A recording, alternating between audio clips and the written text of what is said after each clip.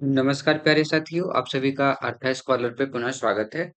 और जैसा कि आपको पता है कि अभी हम सब 2000 प्लस क्वेश्चन सीरीज को स्टार्ट किए हैं कि ये आज हमारा जो ये 9th डे है। इससे पहले 8 अलग क्लासेस में हम लोगों ने ऑलरेडी 200 प्लस क्वेश्चन को डिस्कस कर लिया है और बहुत सारे कॉन्सेप्ट को डिस्कस कर लिया है। आज हमारा डे 9 है, यानी आज हम 200 क्वेश्चन के प्लस वाले जो क्वेश्चन है इसको डिस्कस करेंगे। ठीक है। तो जो बच्चे इस बार का यूजीसी नेट का पेपर देने जा रहे हैं, उनके लिए ये पूरी सीरीज बहुत ही उपयोगी होने वाली है। तो वो सारे क्वेश्चन करें और उसका जवाब देने का प्रयास करें। ठीक है। मान लीजिए अगर किसी सवाल में कोई दिक्कत हो जाती है, कोई कुछ जवाब देने में, तो आप कमेंट बॉक्स में बताएंगे, हम उस चीज को दोबारा एक्सप्लेन कर देंगे। ठीक है। तो आइए बिना देरी किए आज के सेशन को हम सब स्टार्ट करते हैं। पिछले क्लास में हमने ये 100 क्वेश्चन तक डिस्कस कर लिया था दूसरी सीरीज का। आज हम अपना तीसरा सीरीज स्टार्ट कर रहे हैं। ठीक है। तो ये हमारा क्वेश्चन नंबर फर्स्ट है। यहीं से हम सारे क्वेश्चन को करना स्टार्ट करेंगे। यानी इससे पहले जो हमने अपने 200 क्वेश्चन को कर लिया है, आज के इस क्लास में हम 25 क्वेश्चन करेंगे। 201 से लगा करके 225 क्वेश्चन ये हम करने वाले हैं। ठीक है। सारे पेपर जो हैं अभी, जो पीवाईक्यू में क्वेश्चन आ चुके हैं, हम उस पीवाईक्यू के क्वेश्चन को कर रहे हैं। जब इस पीवाईक्यू के क्वेश्चन को हम कंप्लीट कर लेंगे, उसके बाद हम जो लेटेस्ट पैटर्न पे सवाल पूछे जा रहे हैं उसकी तरफ आगे बढ़ेंगे। ठीक है। तो आइए बिना देरी किए इस क्लास को स्टार्ट करते हैं। क्वेश्चन नंबर फर्स्ट आपके स्क्रीन पे दिख रहा होगा। प्राइमरी डेफिसिट किस तरीके से मेजर किया जाता है, उसके बारे में बेसिकली पूछा जा रहा है। ठीक है। तो डेफिसिट किस तरीके के होते हैं, इसके बारे में थोड़ा सा डिस्कस कर लेते हैं, फिर हम लोग इस पेज पे आते हैं। ठीक है, सवालों की तरफ। अगर हम डेफिसिट के बारे में बात करें, ठीक है, तो एक तो हमारा रेवेन्यू डेफिसिट होता है, आपको पता होगा कहाँ कहाँ से सवाल बनते हैं। एक तो हमारा रेवेन्यू डेफिसिट होता है। रेवेन्यू डेफिसिट के अलावा सवाल बनते हैं फिस्कल डेफिसिट से। ठीक है। फिस्कल डेफिसिट से हमारा सवाल बनता है। प्राइमरी डेफिसिट से हमारा सवाल बनता है। अगर सबके फार्मूला आपको पता है तो आप जरूर कमेंट कमेंट बॉक्स में बताएं। हमारा उद्देश्य सवालों को कराना नहीं है, बाकी उससे रिलेटेड जो कॉन्सेप्ट हैं उस कॉन्सेप्ट को भी आपके साथ डिस्कस करना है। ठीक है। एक होता है हमारा effective revenue deficit. Effective revenue deficit, ठीक है, ये चार तरीके के डेफिसिट होते हैं। रेवेन्यू डेफिसिट हम कैसे निकालते हैं, जब हमारा जो रेवेन्यू एक्सपेंडिचर है इसमें से हम माइनस कर देते हैं अपना रेवेन्यू रिसीव, तो हमारा रेवेन्यू एक्सपेंडिचर निकल के आ जाता है। फिस्कल डेफिसिट हम कैसे निकालते हैं, जो हमारा टोटल एक्सपेंडिचर होता है, ठीक है, उसमें से हम माइनस कर देते हैं अपना रेवेन्यू रिसीव्ड प्लस नॉन डेब्ट कैपिटल रिसिप्ट जो होता है, नॉन डेब्ट कैपिटल रिसिप्ट जो होता है। ठीक है, ये हो गया। और इससे हमारा क्या, इसमें क्या होता है, बोरोइंग को हम एक्सक्लूड कर देते हैं। तो ये हमारा फिजिकल डेफिसिट होता है। इसमें हम क्या करते हैं, बोरोइंग को एक्सक्लूड कर देते हैं। प्राइमरी डेफिसिट कैसे निकलता है, जो हमारा फिजिकल डेफिसिट निकला होता है, इसी में से जब हम इंटरेस्ट पेमेंट को माइनस कर देते हैं, इंटरेस्ट पेमेंट को माइनस कर देते हैं, तो हमारा प्राइमरी डेफिसिट निकल के आ जाता है। इफेक्टिव रेवेन्यू डेफिसिट कैसे निकालते हैं, जो हमारा रेवेन्यू डेफिसिट होता है उसमें से माइनस कर देते हैं grant in aid for creation of asset, for creation of asset. तो इन चारों के क्या नाम है, फार्मूले आपको याद होने चाहिए। इस पे मैथमेटिक्स वाले सवाल बनते हैं। एक और सवाल जो इसमें पूछा जाता है कि करंट डेफिसिट रेट कितना चल रहा है। करंट अफेयर से सवाल बनता है, करंट डेफिसिट रेट क्या चल रहा है जो हमारा बजट है। तो अगर जो इस समय हमारा करंट बजट जो है 2025-26 फाइनेंशियल ईयर के लिए, अगर उस बेसिस पे बात करें, तो हमारा फिजिकल डेफिसिट जो है वो सबसे ज्यादा होता है, 4.8% है। ठीक है। हमारा जो रेवेन्यू डेफिसिट है, ये रेवेन्यू डेफिसिट हमारा जो है वो 1.5% है। ठीक है। हमारा इफेक्टिव रेवेन्यू डेफिसिट जो है ये 0.3% है। और प्राइमरी डेफिसिट एक बार आप देख लीजिएगा कि प्राइमरी डेफिसिट कितना है। ठीक है। तो ये रेट बेसिकली हमें पता होना चाहिए। तो मैं उम्मीद करता हूँ कि ये चीज आपको समझ में आया होगा। तो यहाँ पूछा क्या है, प्राइमरी डेफिसिट पूछा है। तो प्राइमरी डेफिसिट हमने देखा कि जब हम अपने फिजिकल डेफिसिट से इंटरेस्ट पेमेंट को माइनस कर देते हैं, यहाँ मैंने आपको दिखाया कि जब हम अपने फिजिकल डेफिसिट से इंटरेस्ट पेमेंट को माइनस कर देते हैं तो हमारा प्राइमरी डेफिसिट निकल के आ जाता है। क्वेश्चन नंबर फर्स्ट का सही जवाब ऑप्शन नंबर ए हो जाए। ठीक है। अब क्वेश्चन नंबर 2 की बात करते हैं। The case of progressive tax rate rest on. अच्छा, प्रोग्रेसिव टैक्स की बात करते हैं तो प्रोग्रेसिव टैक्स क्या होता है, आपको पता होगा। आपको पता होगा कि एक तो हमारा रेग्रेसिव टैक्स होता है। इसमें क्या होता है कि जैसे जैसे हमारी इनकम बढ़ रही होती है, टैक्स जो होता है, टैक्स रेट जो होता है वो बढ़ते इनकम के साथ क्या हो रहा है, कम हो रहा होता है। इसका उल्टा हमारा प्रोग्रेसिव टैक्स होता है। तो प्रोग्रेसिव टैक्स क्या होता है कि जैसे जैसे हमारी इनकम बढ़ रही होती है, हमारा टैक्स रेट जो है वो भी उसके हिसाब से बढ़ रहा होता है। जैसे 12 लाख वाले इनकम के लिए 10% टैक्स रेट है, 30 वालों के लिए मान लेते हैं 15% है, 40 लाख हो गया तो 20% देना पड़ेगा। इसको प्रोग्रेसिव टैक्स कहते हैं। ये किस प्रिंसिपल पे बेस होता है, ये एबिलिटी टू पे प्रिंसिपल पे बेस होता है। तो क्वेश्चन नंबर 2 का ऑप्शन नंबर सी जो है वो एकदम बढ़िया जवाब है। अगला है forward shifted tax will affect. तो ये मैंने आपको बताया है कि इन सवालों को किस तरीके से किया जाता है। ठीक है। तो जो फॉरवर्ड शिफ्टेड टैक्स होता है वो बायर पे ज्यादा बर्डन पड़ता है comparatively to seller. Question number 3 का ऑप्शन नंबर डी जो है वो एकदम ठीक जवाब है। अब अगर हम अगले सवालों की बात करें, for goods that are unrelated in consumption efficiency required that tax rate be inversely proportional to elasticity of demand, this is definition. अच्छा, ये डिफिनेशन के बारे में बात कर रहा है कि ये पूरा डिफिनेशन किसके द्वारा दिया गया है। रिपीटेड सवाल है, हमने पहले भी देख के रखा है। ये जो है वो रामसे रूल ने इसको डिफाइन किया है। तो क्वेश्चन नंबर 4 का ऑप्शन नंबर डी जो है वो बढ़िया जवाब हो जाएगा। अगला सवाल ध्यान से देखते हैं कि pollution is an example of market failure Vikas. तो पॉल्यूशन जो है वो मार्केट फेलियर इसलिए है क्योंकि पहला ऑप्शन कह रहा है कि मार्केट प्राइस लेस होता है एफिशिएंट प्राइस से। बिल्कुल। आपको पता होगा कि अगर मान लेते हैं आपके गांव के बगल में कोई इंडस्ट्री लगी, तो इससे जो पॉल्यूशन हो रहा है, अगर सरकार इस पे टैक्स नहीं लेती है, इसका प्राइस क्या रहेगा, कम रहेगा। इस इस इंडस्ट्री से बने सारे प्रोडक्ट के प्राइस कम होंगे जो बाकी दुनिया में बिक रहे होंगे। लेकिन वहां के लोगों को अब जित चूंकि ये पॉल्यूशन कर रहे हैं तो इसके लिए सरकार को पेड़ वगैरह लगाना पड़ेगा इस पॉल्यूशन को मेंटेन करने के लिए। तो उसको भी इसके कॉस्ट में इंक्लूड करना चाहिए। इसको नहीं इंक्लूड करते हैं इसलिए हमारा मार्केट फेलियर होता है। तो पहला ही ऑप्शन सही है कि मार्केट प्राइस क्या होता है, लेस होता है एफिशिएंट प्राइस से। तो क्वेश्चन नंबर 5 का ऑप्शन नंबर ए एकदम ठीक जवाब है। ठीक है। अगले सवाल की तरफ चलते हैं कि which organisation in India has been given the responsibility to monitor the progresses of sustainable development goal. तो किसको दिया गया है भाई, पहली बात सस्टेनेबल डेवलपमेंट गोल के बारे में, ये बहुत ही इंपॉर्टेंट टॉपिक है। जो हमारे 17 गोल हैं ये आपको याद होने चाहिए क्रोनोलॉजी में। ठीक है। ए, और जो हमारे इसके साथ 169 इंडिकेटर्स हैं ये भी आपको पता होने चाहिए कि कितने हैं। अच्छा, इसकी जिम्मेदारी किसको दी गई है, तो इसकी जिम्मेदारी दी गई है नीति आयोग को। नीति आयोग के बारे में अगर आपको नहीं पता है तो मैं बता देता हूँ नीति आयोग के बारे में आपको। ठीक है। तो नीति आयोग कब आया है, पहला सवाल। ठीक है। तो नीति आयोग बेसिकली आया कब है, ये 2000 1 जनवरी 2015 को आया है। फुल फॉर्म इसका आपको पता होगा क्या होता है कि national institute for transforming India. ठीक है। प्लानिंग कमीशन के जगह पे इसको रिप्लेस किया गया है। ठीक है, जिसका मेन ऑब्जेक्टिव जो है इसको क्या किया गया है, प्लानिंग कमीशन जो हमारा था उसकी जगह पे इसको रिप्लेस किया गया है, प्लानिंग कमीशन की जगह। ठीक है, इसको रिप्लेस किया गया है। इसका जो कोर ऑब्जेक्टिव है, इसका कोर ऑब्जेक्टिव क्या है, कोऑपरेटिव फेडरलिज्म। इसका कोर ऑब्जेक्टिव है कोऑपरेटिव फेडरलिज्म। ठीक है। हाँ, ये चीजें आपको पता होनी चाहिए।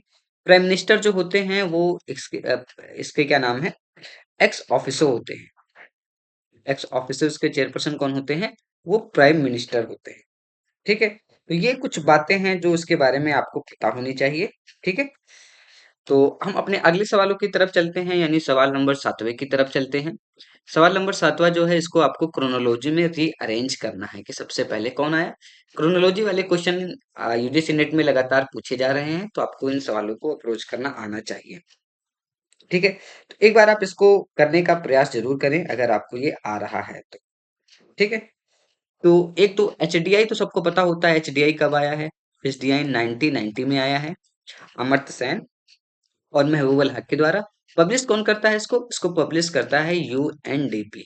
हम लोग इसके बारे में ऑलरेडी बहुत बार डिस्कस कर चुके हैं, क्या-क्या इसके इंडिकेटर हैं, ये सारी चीज़ें, ठीक है? कैपेबिलिटी पॉवर्टी मेजरमेंट के बारे में बात करें, तो ये भी अमर्त्य सेन के द्वारा कैपेबिलिटी अप्रोच दिया गया है। ये कब आया है? ये 1995 में आया है, ठीक है? तो ये भी बताने की ज़रूरत नहीं है। ह्यूमन पॉवर्टी इंडेक्स आपको पता होगा कि ये कब आया है? ये कब आया है? ये 1995 में आया है। ठीक है, इसको भी कौन पब्लिश करता है? यूएनडीपी ही पब्लिश करता है। अब अगर एमपीआई के बारे में बात करें, तो एमपीआई आपका कब आया है? एमपीआई जो आया है वो 2010 में आया है। आपको कमेंट बॉक्स में बताना है कि इसको पब्लिश कौन करता है। ठीक है, तो इसको पब्लिश कौन करता है? यूएनडीपी। और जो Oxford poverty and human development initiative है, वो दोनों लोग मिलकर इसको पब्लिश करते हैं। इन्होंने इसको इंट्रोड्यूस किया है। क्या क्या पैरामीटर है ये आपको पता होने चाहिए। तो अगर इसको हम क्रोनोलॉजी में अरेंज करें, तो पहला हमारा डी हो जाएगा, डी के बाद हमारा बी हो जाएगा, ठीक है? बी के बाद हमारा क्या हो जाएगा? सी हो जाएगा, और सी के बाद हमारा ए हो जाएगा। डी बी सी ए है क्या ऑप्शन?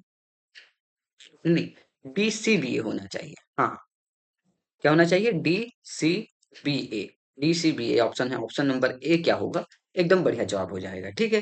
तो मैं उम्मीद कर रहा हूँ कि आप सीख रहे होंगे हर क्वेश्चन को। जो आपको पता है, जो नहीं पता है, आप उन सवालों को भी अप्रोच करने का प्रयास कर रहे होंगे।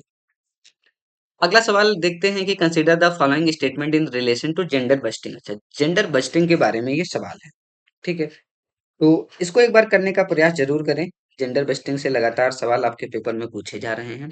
तो एक तो बताया जा रहा है कि ये जेंडर एनालिसिस के लिए बजट बनाया जाता है, पहला ऑप्शन सही है। सेपरेट बजट वुमेन के लिए नहीं बनाया जाता है जेंडर बस्टिंग में, तो बी ऑप्शन जो है वो गलत है। इंट्रोड्यूस कब किया गया है, अडॉप्ट कब किया गया है गवर्नमेंट ऑफ इंडिया के द्वारा?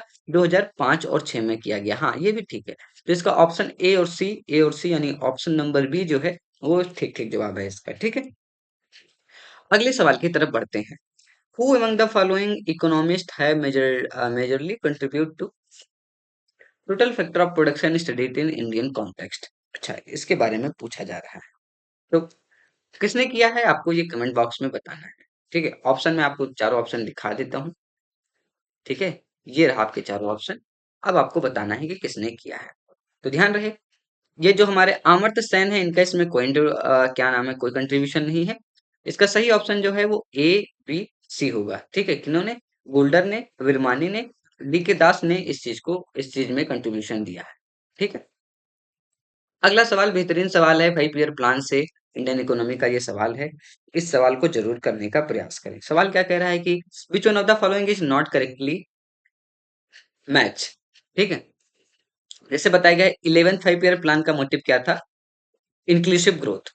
हमें पता है कि 11 5 ईयर का प्लान जो था वो इंक्लूसिव ग्रोथ था। पहला तो सही जवाब है। सेकंड 5 ईयर प्लान जो था वो जो पीसी महालनोबिस पे बेस्ड था, वो बेसिकली क्या था?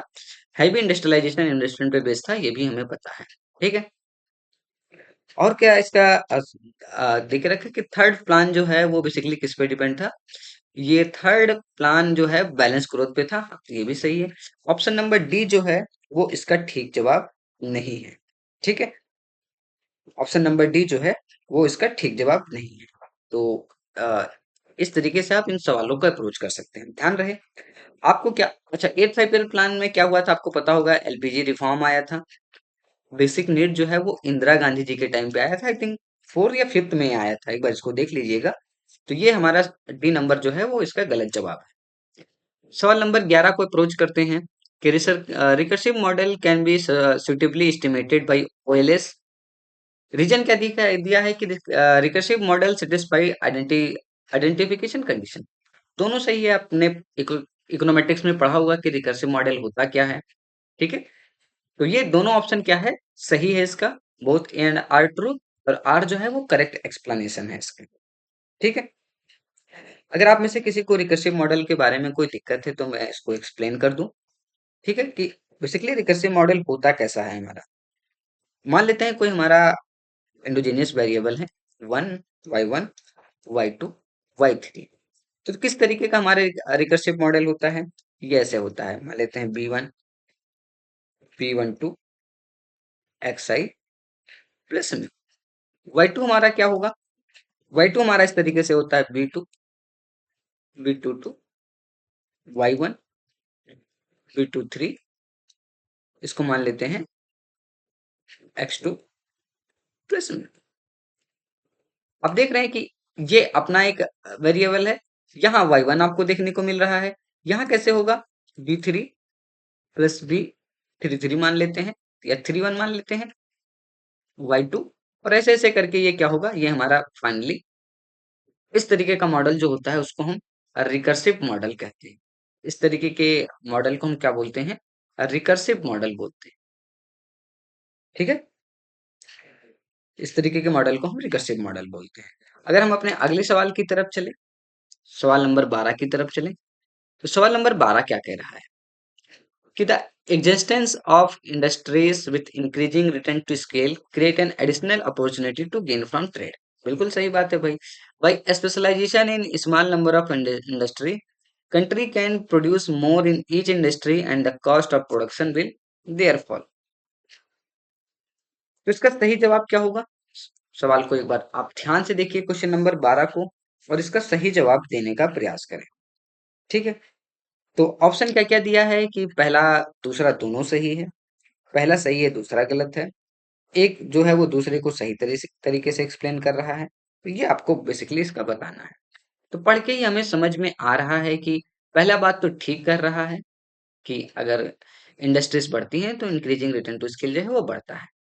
लेकिन जो इसका कारण बताया जा रहा है, ये कारण इसका सही नहीं बताया जा रहा है। तो ऑप्शन दोनों सही है, both A and R both R true, but R is not a correct explanation. तो क्वेश्चन नंबर 12 का ऑप्शन नंबर बी जो है वो एकदम सही जवाब होगा। अब अगर अगले सवाल की बात करें, public utility do not out for profit maximization. हमें पता है कि पब्लिक यूटिलिटीज जो होती हैं वो सोशल वेलफेयर के लिए काम करती हैं, सोशल वेलफेयर के लिए काम करती है, ना कि प्रॉफिट मैक्सिमाइजेशन के लिए। ठीक है भाई, it would lead to underutilization of capacity. अब ध्यान दें कि इससे अंडर यूटिलाइजेशन और ओवर यूटिलाइजेशन दोनों हो सकता है। ए ट्रू है, आर जो है वो बेसिकली ट्रू है, लेकिन इसका करेक्ट एक्सप्लेनेशन नहीं है। तो इसका ऑप्शन नंबर बी क्या होगा, वो बढ़िया जवाब हो जाएगा। ठीक है, अब अगर हम अपने अगले सवालों की तरफ चलें, which one of the following scheme provide 2 lakh accidental death insurance to the people in the age of 18 to 70 year.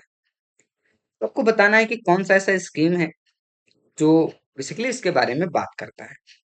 Option देखिए रखा है अटल पेंशन योजना, तो पेंशन से ही आपको क्लियर हो जा रहा है कि चूंकि ये पेंशन योजना है तो ये तो इसका ऑप्शन कभी नहीं हो सकता। ठीक है, प्रधानमंत्री जीवन ज्योति बीमा योजना है, ये भी इसका सही नहीं हो सकता। अब चूंकि एक्सीडेंट हो रहा है तो आप कनेक्ट कर सकते हैं कि कहीं ना कहीं ये जो है रोड एक्सीडेंट वगैरह से होगा। तो प्रधानमंत्री सुरक्षा बीमा योजना जो है वो बेसिकली इसका सही एक्सप्लेनेशन। प्रधानमंत्री सुरक्षा योजना के बारे में आप अपने कॉपी में आप कहीं लिख लीजिएगा कि इसको इंट्रोड्यूस कब किया गया है। ये आया है 9 मई 2015 को इसको इंट्रोड्यूस किया गया है। किसके द्वारा, प्राइम मिनिस्टर नरेंद्र मोदी जी के द्वारा इसको इंट्रोड्यूस किया गया है। ठीक है, इसमें बेसिकली जो 2 लाख रुपए तक का पैसा दिया जाता है सोशल सिक्योरिटी के लिए। ठीक है, और इसमें पैसा कितना लिया जाता है, 20 रुपए हर साल इंश्योरेंस का जो चार्ज है वो लिया जाता है। ठीक है, अब अगले सवाल की तरफ चलते हैं, which of the following does not come under small saving scheme as per government of India. कौन सी इसमें से बेसिकली चार ऑप्शन दिए गए हैं, स्मॉल सेविंग स्कीम कौन सा नहीं है, इस पर गवर्नमेंट ऑफ इंडिया पूछा जा रहा है। तो ये अकाउंट से ही पता चल जा रहा है, ये जो जनधन अकाउंट है। ठीक है, इसमें बेसिकली जीरो बैलेंस अकाउंट खोला गया था सारे इंडियंस का। ठीक है, जिनके पास अकाउंट नहीं था, और आधार से बैंक को लिंक करने का काम किया गया था। तो ये स्मॉल सेविंग स्कीम्स नहीं है। तो क्वेश्चन नंबर 15 का ऑप्शन नंबर सी जो है वो एकदम सही जवाब हो जाएगा। अगला सवाल जो है, फॉर द डिमांड फंक्शन, एक हमारा डिमांड फंक्शन लेके रखा है P, the price elasticity of demand basically Q is equal to 4 पे हमें क्या करना है, इसको निकालना है। तो पी अगर जो दे के रखा है तो हम यहाँ से सवाल को अप्रोच कर सकते हैं, 16 माइनस क्यू और माइनस के 0.5 क्यू स्क्वायर दे के रखा है। तो अगर हम इसको डिफ्रेंशिएट कर लें तो हमें डीपी बाई डी क्यू पता चल जाएगा। तो क्यू के रिस्पेक्ट में डिफ्रेंशिएट करेंगे तो क्या हो जाएगा, -1, और ये कितना हो जाएगा, माइनस के क्यू हो जाएंगे। ठीक है, अब अगर हम बेसिकली इलास्टिसिटी का हमारा फार्मूला क्या होता है? फार्मूला हमारा होता है change in quantity due to change in price. तो यहाँ क्वांटिटी नीचे है तो हम इसको इस तरीके से लिख सकते हैं कि ये हमारा क्या हो जाएगा, डीपी बाई डी क्यू कर देंगे। डी क्यू हमारा ऊपर चला जाएगा तो ये इसकी वैल्यू कितनी हो जाएगी, 1/-1 माइनस क्यू। ठीक है। इनटू क्या होता है, इनटू हमारा होता है पी। पी की वैल्यू अगर हम यहाँ रखेंगे, ये क्यू की वैल्यू अगर यहाँ हम 4 रख देंगे तो यहाँ कितना हो जाएगा, 4 चौको 16, 8 हो जाएगा। 8 माइनस 4 12 हो जाएगा। तो क्यू की वैल्यू हमारी कितनी हो जाएगी, 4 हो जाएगी। और सॉरी, पी की वैल्यू हमारी 4 हो जाएगी, क्यू की भी वैल्यू कितनी हो जाएगी, 4 हो जाएगी। तो हम इस सवाल को इस तरीके से बेसिकली अप्रोच कर सकते हैं। ठीक है। तो अगर आप इसको सॉल्व करेंगे तो इसका आंसर कितना आएगा। ठीक है। तो इसका जब अब आप इस इक्वेशन को जब सॉल्व करेंगे तो इसका आंसर बेसिकली आएगा 0.2 आएगा। एक बार इसको करके देख लें क्या, एक बार इस सवाल को हम सब करके देख लेते हैं ताकि इसका सही आंसर क्या है वहां तक पहुंच सके। ठीक है। तो हमने देखा कि p की वैल्यू क्या देके रखी है, p की वैल्यू देके रखी है 16 माइनस क्यू माइनस 0.5 स्क्वायर, ये इसकी वैल्यू देके रखी है। हमने इसको पहले डिफरेंशिएट किया, dp बाई डी क्यू किया, तो हमें जवाब क्या मिला, ये तो कांस्टेंट है तो 0 हो जाएगा, -1 और माइनस क्यू आ गया। ठीक है। अब चूंकि हमें इलास्टिसिटी निकालना था तो इलास्टिसिटी निकालेंगे तो इसका फार्मूला क्या होता है, dq बाई dp होता है। और हमारे पास ये dp बाई dq है तो इसको हम उल्टा कर देंगे, उल्टा कर देंगे तो, और अच्छा फार्मूला तो पहले लिख दूं, p बाई q होता है। अब अगर इसको हम सॉल्व करेंगे तो ये कितना हो जाएगा, तो ये बेसिकली हो जाएगा हमारा, अच्छा p की वैल्यू अगर हम यहाँ से निकालेंगे तो देखिए p की वैल्यू क्या हो जाएगी, p की वैल्यू हो जाएगी 16 माइनस q की वैल्यू हमें वहां 4 दिया हुआ था। ठीक है। और माइनस निकाले थे 8 आ रहा था, तो p की वैल्यू कितनी हो जाएगी, 16 में से 12 जाएंगे 4 हो जाएगा। तो हमें एक इसकी वैल्यू पता चल गई। ठीक है। 1/-1 माइनस क्यू इंटू पी की वैल्यू 4। ठीक है। p की वैल्यू 4 हो जाएगा और q की वैल्यू भी 4 ही दिया हुआ है। क्यू की जगह अगर यहाँ हम वैल्यू रखेंगे -1 -4 इंटू 4/4, ये कट जाएगा तो इसकी वैल्यू क्या आ जाएगी, माइनस के कितनी आ जाएंगे, 5 आ जाएंगे। आप इसको सॉल्व करेंगे तो 0.2 इसकी वैल्यू आ जाएगी। तो हमने देखा 0.2 इसका वैल्यू आ रहा है। ये था हमारा क्वेश्चन नंबर 16। क्वेश्चन नंबर 17 की बात करें, the production function in output analysis propounded by W. Leontief has implied the value of elasticity of substitution between input। तो ये कितना होता है ये बेसिकली आपको बताना है। ठीक है। ये सवाल रिपीटेड है तो आप इस सवाल में मिस्टेक ना करें, कमेंट बॉक्स में जरूर बताएं कि इसका सही जवाब क्या होगा। ठीक है। तो हमें पता है कि जो value of elasticity of substitution क्या होता है वो क्या होता है, 0 होता है। ऑलरेडी हमने माइक्रो इकोनॉमिक्स के श्योर शॉर्ट सीरीज में इस टॉपिक को डिस्कस किया है। ठीक है। तो ये हो गया हमारा क्वेश्चन नंबर 17। अच्छा क्यों होता है आपको पता होगा, क्योंकि इसका शेप जो होता है प्रोडक्शन फंक्शन का वो इस तरीके का होता है। तो अगर हम यहाँ पे बेसिकली हम प्रोड्यूस कर रहे होते हैं, यहाँ पे प्रोड्यूस कर रहे होते हैं, अगर हम यहाँ चले जाएंगे तो सब्स्टिट्यूशन हमारा क्या हो जाएगा, एकदम से 0 हो जाएगा। क्वेश्चन नंबर 18 का ये भी सवाल रिपीटेड है। ठीक है। ये बेसिकली एक डिमांड फंक्शन देके रखा है और स्टेबल के लिए पूछ रहा है। स्टेबल कब होता है, किस केस में होता है, जब हमारी इलास्टिसिटी डिमांड जो होता है वो इलास्टिसिटी ऑफ सप्लाई से ज्यादा होता है। तो यानी इसका ऑप्शन नंबर सी जो होगा वो एकदम सही जवाब हो जाएगा। अब देख रहे हैं सप्लाई फंक्शन हमारा लैग्ड वेरिएबल है, वो एक साल पिछले साल के वैल्यू पे डिपेंड कर रहा है। मतलब ये कॉवेब मॉडल का सवाल है। ठीक है। और उसमें स्टेबल इक्विलिब्रियम पूछा हुआ है तो आप याद रखिएगा कि जब हमारा जो इलास्टिसिटी ऑफ डिमांड है greater than elasticity of supply हो जाता है, वहां पे ये स्टेबल इक्विलिब्रियम होता है। ठीक है। क्वेश्चन नंबर 19 को एक बार ध्यान से देखें। क्वेश्चन नंबर 19 क्या कह रहा है कि हमारे पास एक कॉस्ट फंक्शन दिया गया है, प्रॉफिट मैक्सिमाइज करना है। ठीक है। तो मैं इस सवाल को आपके लिए होमवर्क के लिए छोड़ दे रहा हूं, इसको आपको कमेंट करके बताना है। आसान सवाल है, कॉस्ट फंक्शन दिया गया है, प्राइस दिया गया है, पी इंटू क्यू करके हम टोटल रेवेन्यू निकाल लेंगे। कॉस्ट फंक्शन दिया गया है, हमें प्रॉफिट निकालना है तो प्रॉफिट के लिए पहले क्या करेंगे, T R minus T C करेंगे। पहला काम ये कर सकते हैं, तो T R minus T C कर लेंगे और फिर उसको क्या करेंगे, मैक्सिमाइज कर देंगे। स्टेप मैं बता दे रहा हूँ, आप इसका जवाब कमेंट बॉक्स में जरूर बताइएगा। क्वेश्चन नंबर 19 का, ठीक है।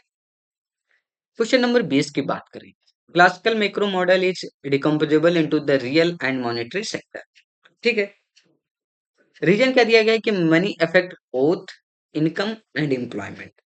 तो क्लासिकल ने बेसिकली किसकी बात की है, क्लासिकल ने मनी न्यूट्रलिटी की बात की है, आपको पता होगा, ठीक है। तो ऑप्शन नंबर ए जो है वो तो ठीक जवाब है, आर भी सही जवाब है, लेकिन आर जो है वो ए का करेक्ट एक्सप्लेनेशन नहीं है, तो ऑप्शन नंबर क्वेश्चन नंबर 20 का ऑप्शन नंबर बी जो होगा वो एकदम सही जवाब होगा।